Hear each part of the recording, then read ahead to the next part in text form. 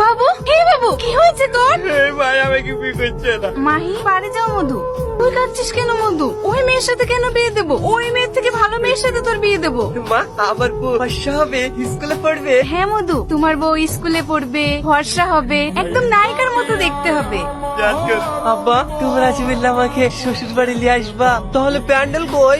আব্বা, আমাকে বলে দাও। বাবু, তুই একটু শান্ত হ, চারটে ভাত খেয়ে নে। সকাল থেকে কিচ্ছু খাসনি। আমাকে এবার বই নি দাও, তারপর আমি খাবো। মা, ও মা, এ দেখো চার সবাইকে ডেকে নিয়ে এসছি। চল আব্বা, এই মিষ্টি লাসি গা। আব্বা, আমি বিয়ে করতে যাবো, এখনো গাড়ি আসেনি যে? তুমি গাড়ি বলোনি? হ্যাঁ বলেছি, আসতে একটু লেট হবে। দেখ গাড়ি চলে এসছে।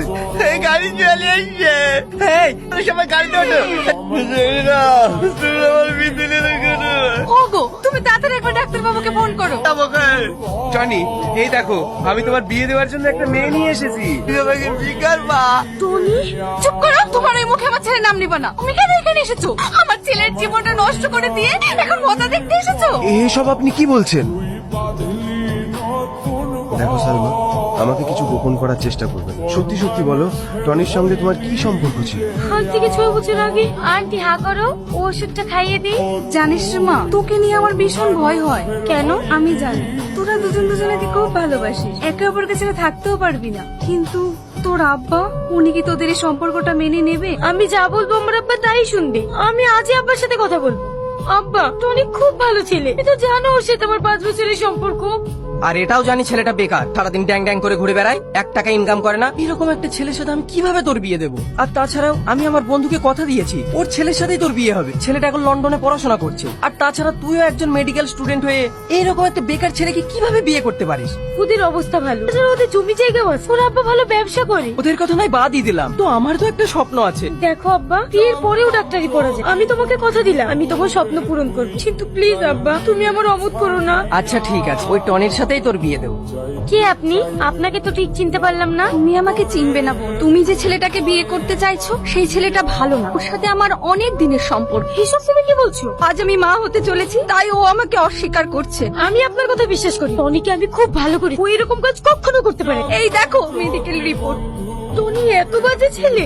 আমি তো তোকে আগেই বলেছিলাম, তো তখন তো তুই আমার কথা বিশ্বাস করিসনি। দেখ মা, কাছে এখনো সময় আছে, তুই এক্ষুনি লন্ডনে পালিয়ে যা। আমি আমার বন্ধুর ছেলেকে ফোন করে দিচ্ছি, ও তোকে এয়ারপোর্ট থেকে রিসিভ করে নেবে। কাল যে আমার বিয়ে। ওসব নিয়ে তোকে ভাবতে হবে না, আমি এদিকটা সামলে নেব। এই মেয়ের গার্জেনকে ডেকে নিয়ে এসো, এখনই বিয়ে পড়াতে হবে।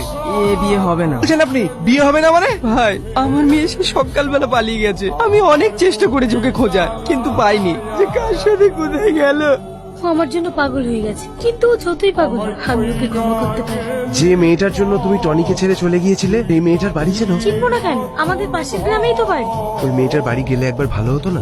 যে ছেলেটা তার ভালোবাসার জন্য পাগল হয়ে যেতে পারে, সে কখনো একটা মেয়েকে ধোকা দিতে পারে না। তাই কনফার্ম হওয়ার জন্য ওই মেয়েটার কাছে যাওয়া দরকার আছে।